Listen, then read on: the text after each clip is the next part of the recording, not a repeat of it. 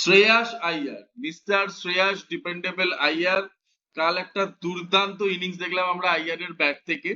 KKR এ captaincy করে cup জেতানোর পরে পাঞ্জাবে নতুন ক্যাপ্টেন শ্রেয়াস আইয়ার কালকে প্রথম ম্যাচেই একটা 97 নট আউট, রিমার্কেবল নক।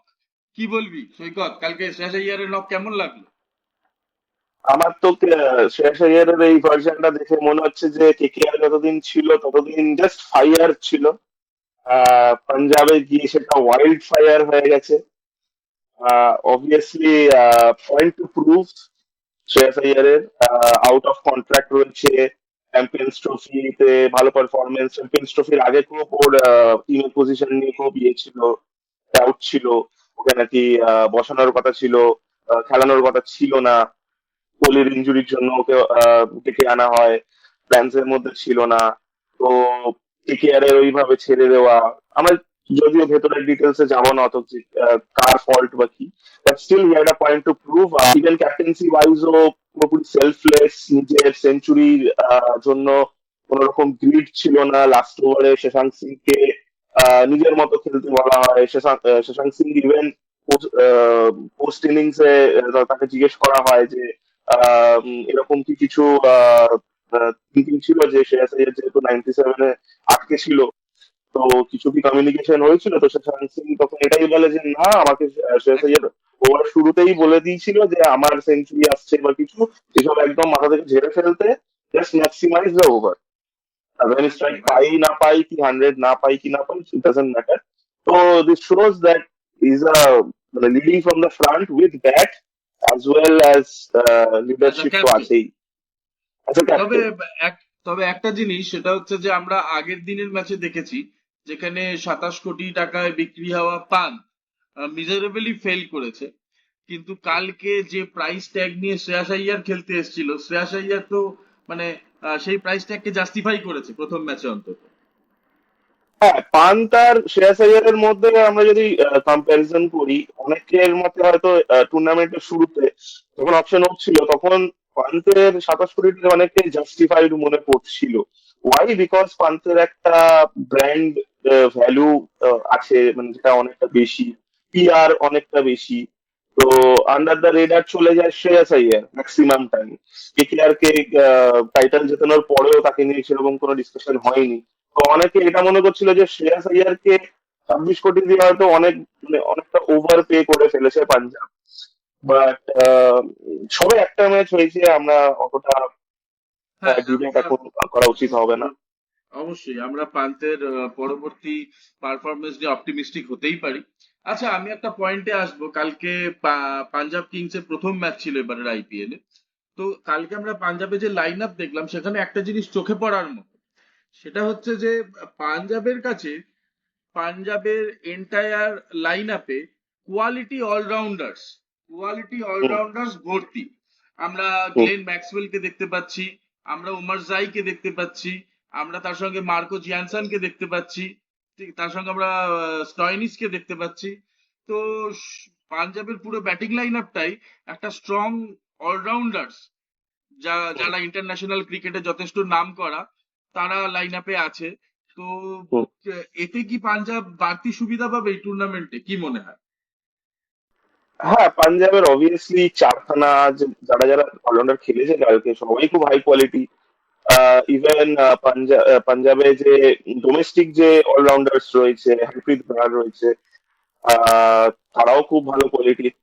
তো বাট আমার কাল মনে হয়েছে যে একটা অলরাউন্ডার কম খেলিয়ে একটা পিওর ব্যাটসম্যানকে খেলানো যেত, ফরেন ব্যাটসম্যান যেমন ওমার জাই আমার যতদূর মনে হচ্ছে যে is not quite that quality.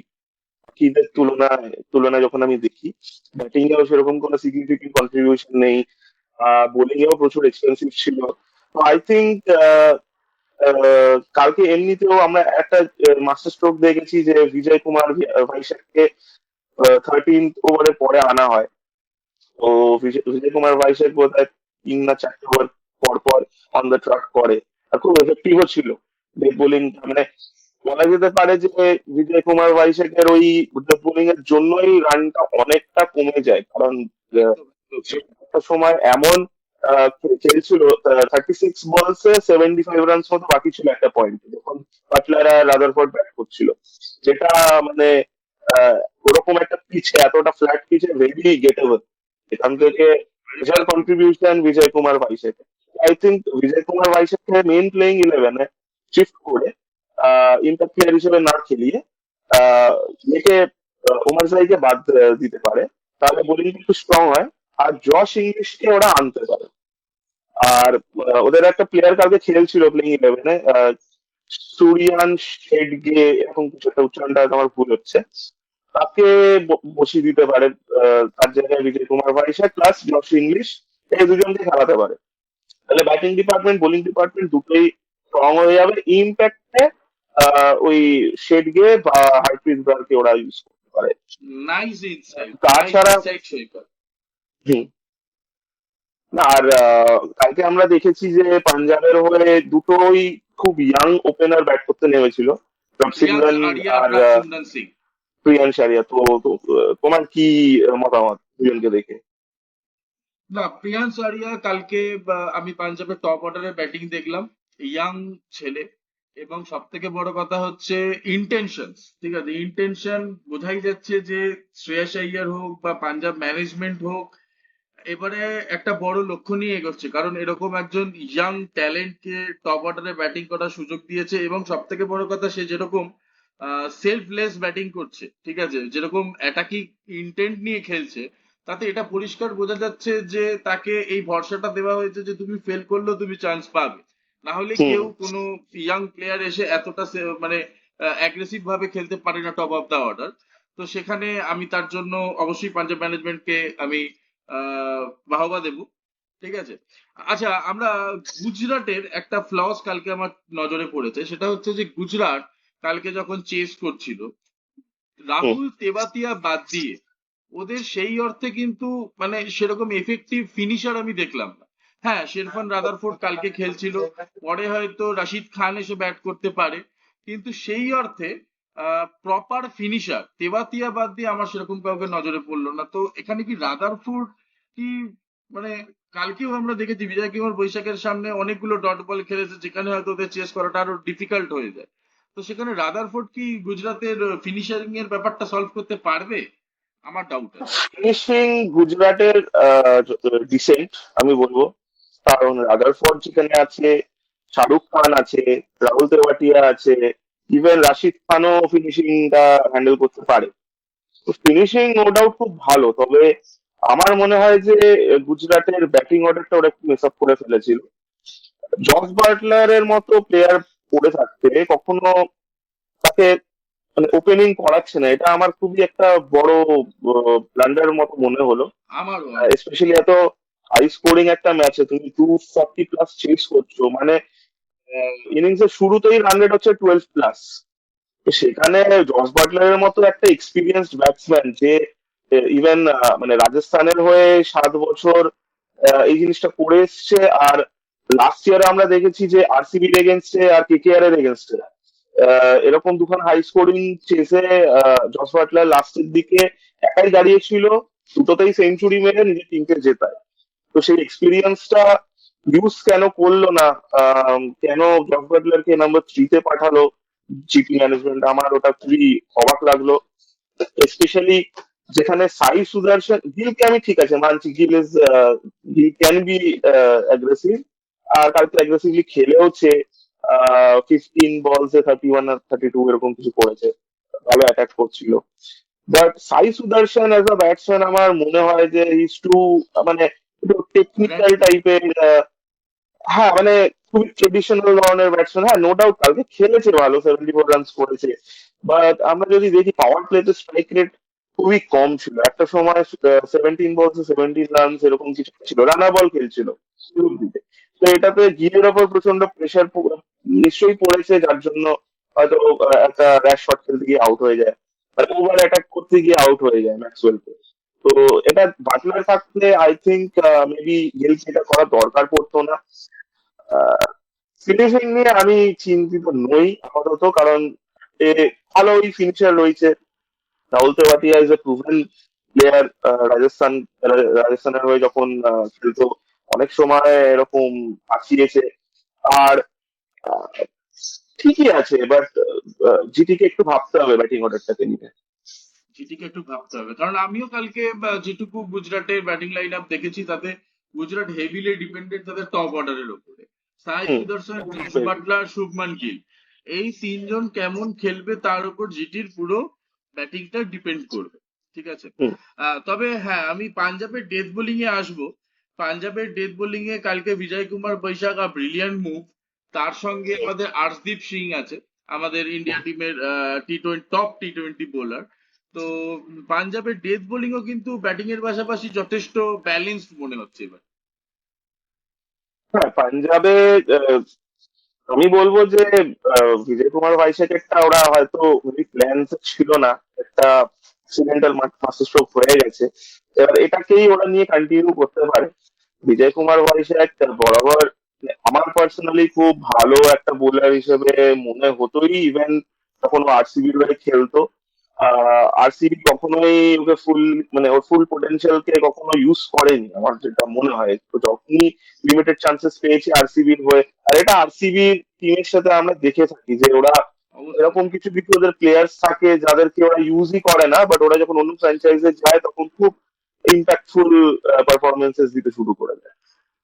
তো বিজয় কুমার ভাইসাক আমি এবার যেটা মনে করছি যে ওকে মেইন প্লেইং ইলেভেনে রাখুক, কারণ ইম্প্যাক্ট প্লেয়ার হিসেবে রাখলে তখন একটা চান্সেস থাকে যে হয়তো সে প্রত্যেকটা গেমস নাও খেলতে পারে।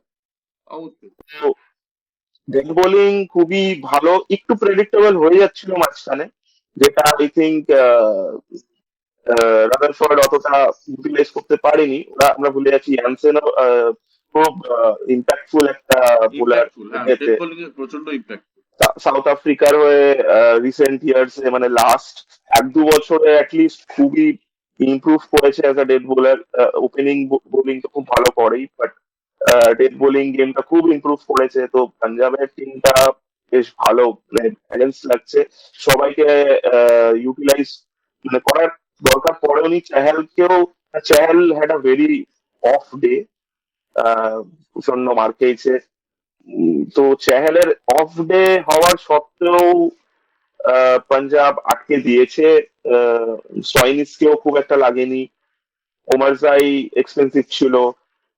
তো I think it's well balanced, just কয়েকটা টুইক্স করে নিলে আই থিঙ্ক পাঞ্জাবের বেশ ভালো একটা ব্যালেন্স। আরসিবির কথা বলছিলি, যেখানে বিজয় কুমার বৈশাখকে আরসিবি ম্যানেজমেন্ট অতটা ইউটিলাইজ করতে পারেনি বলে তোর মনে হয়? এবং এই সমস্যাটা আরসিবির বরাবরই থেকেছে। কারণ আমরা এর আগেও দেখেছি আরসিবিতে একটা সময় এবি ডিভিলিয়ার্স খেলেছে, শেন ওয়াটসন খেলেছে, জ্যাক কালিস খেলেছে, আরসি যুবরাজ সিং খেলেছে, ক্রিস গেল খেলেছে, বিরাট কোহলি তো প্রথম থেকেই খেলছে। আর বোলিং এও ডেল স্টেইন থেকে শুরু করে জাহির খান, অনিল কুম্বলে, অলরাউন্ডারে ক্যামেরন হোয়াইট থেকে শুরু করে আমরা অনেক অনেক অনেক মানে প্রতিষ্ঠিত প্লেয়ারকে আমরা আরসিবি তে খেলতে দেখেছি। 18 বছর হয়ে যাওয়ার পরেও আজও আরসিবি কাপ জিততে পারেনি। হয়তো কিছুটা ম্যানেজমেন্টের তো দোষ আছেই। যদি রিয়েল মানে পোটেনশিয়াল অনুযায়ী ম্যানেজমেন্ট সেই ব্যাপারটা বের করে আনতে পারতো একটা প্লেয়ারের থেকে, তাহলে হয়তো আরসিবি দিনে অনেকগুলোই কাপ জিততো বলে আমার তো মনে হয়। তো তবে এবছর বিশেষ করে দুটো ম্যানেজমেন্ট যারা এখনো অব্দি মানে একবারও কাপ জেতেনি, পাঞ্জাব ম্যানেজমেন্ট এবং আরসিবি ম্যানেজমেন্ট, তাদের এবছর অ্যাপ্রোচটা আমার অনেক বেশি পজিটিভ মনে হচ্ছে। তারা যেরকম ভাবে টিম করেছে, যেরকম ভাবে তার মধ্যে একটা সুপরিকল্পনা নজরে আসছে আর কি। যাই হোক, আমরা আজকের ম্যাচ নিয়ে আসি। আজকে আমাদের বিগ ম্যাচ, ঠিক আছে, গুয়াহাটিতে, যেখানে মুখোমুখি হচ্ছে কলকাতা নাইট রাইডার্স এবং রাজস্থান রয়্যালস। এটা রাজস্থান রয়্যালস এর হোম ম্যাচ। তো সেই ম্যাচ নিয়ে তোর কি মনে হয়? আজকে গুয়াহাটিতে খেলা, বার্সাপাড়া স্টেডিয়ামে, তো সেখানে কি হতে চলেছে? Early predictions. দুটো টিমই লস ফেস করে আসছে। তো যে টিম হারবে তাকে back to back losses face করতে হবে। তো very important to get that first win for both teams. Ah, Rajasthan, আগে লাস্ট ম্যাচ আমি যদি রাজস্থানে আসি তাহলে ভেরি, মানে সানরাইজার্স এর এগেনস্টে 286 রানস কনসিড করে 40 অলমোস্ট 40 রানসে হেরে যাওয়া। রাজস্থান আমি যদি পয়েন্টস টেবিলে চেক করি একদম লাস্টে রয়েছে। তার ঠিক উপরে রয়েছে কেকেআর। কেকেআরও খুব বাজেভাবে ফার্স্ট ম্যাচটা লুজ করে আরসিবির এগেনস্টে। তো আমি পার্সোনালি কেকেআর কে নিয়ে অতটা কনসার্ন নই, কারণ KKR just had a bad day, মানে collectively had a bad day. But Rajasthan আমি একটা কোয়ালিটি মিসিং দেখছি, মানে ওদের বোলিং ডিপার্টমেন্ট আর সন্দীপ শর্মা ছাড়া আমি কাউকে দেখছি না আর খুব একটা মানে ইম্প্যাক্টফুল হতে। জফরা আর্চার জঘন্য ফর্মে রয়েছে। ইংল্যান্ড যে সিরিজটা হলো ইন্ডিয়ার সাথে, হোম সিরিজ, সেখানে জফরা আর্চারকে খুব মানে বাজে রকম ভাবে, মানে আমি ঠিক ওয়ার্ডটা খুঁজে পাচ্ছি না, বাট মানে টয় করা হয়েছে, ম্যান হ্যান্ডেল করা হয়েছে আর্চারকে নিয়ে, মানে যে আসছে সে মারছে। জাস্ট মেবি বলা যায় যে সঞ্জু স্যামসনের এগেনস্টে আর্চার একটুখানি সাকসেসফুল ছিল, তিনটে পরপর ম্যাচে মেবি আউট করে দিয়েছিল, বাট স্যামসন তো আর্চারের টিমের মধ্যেই রয়েছে। তো আহ, এদিক দিয়ে দুজনেরই, দুটো টিমেরই পয়েন্ট টু প্রুভ রয়েছে। কেকেআর অফকোর্স ডিফেন্ডিং চ্যাম্পিয়ন্স, তারা যত তাড়াতাড়ি সম্ভব নিজের ক্যাম্পেইনকে অন ট্র্যাক রাখতে চাইবে। আর আরো আগের বছর প্লে অফ খেলেছে, ইভেন লাস্ট বোধহয় 3 বছরের মধ্যে দুবার প্লে অফ খেলেইছে ভালো টিম। বাট বোলিং আমার সিরিয়াসলি খুবই খুবই উইক তো লাগছে। আর্লি প্রেডিকশন মানে আহ, রাজস্থান নাকি কলকাতা আজকে? আমি বলবো কলকাতা, কারণ আহ, Barsapara stadium traditionally high scoring stadium, আমরা দেখেছি যে অ্যাভারেজ স্কোর ওখানে 180+, 182 সামথিং। ব্যাট ফার্স্ট করে দুটোবার জেতা হয়েছে, চেসিং করে একবার জেতা হয়েছে, একটা ম্যাচ ওয়াশ আউট হয়েছে। আর ইভেন লাস্ট আমরা ইন্টারন্যাশনাল ম্যাচ আমরা যদি দেখে থাকি, দেন ইন্ডিয়া অস্ট্রেলিয়া ম্যাচ হয়েছিল জাস্ট 23 ওয়ার্ল্ড কাপের পরে, একটা টি20 সিরিজ হয়েছিল। এখানে 200 সামথিং, 200+ একটা স্কোর দিয়েছিল ইন্ডিয়া, বাট অস্ট্রেলিয়া সেটা চেস করে দেয়, ম্যাক্সওয়েল সেঞ্চুরি মারে।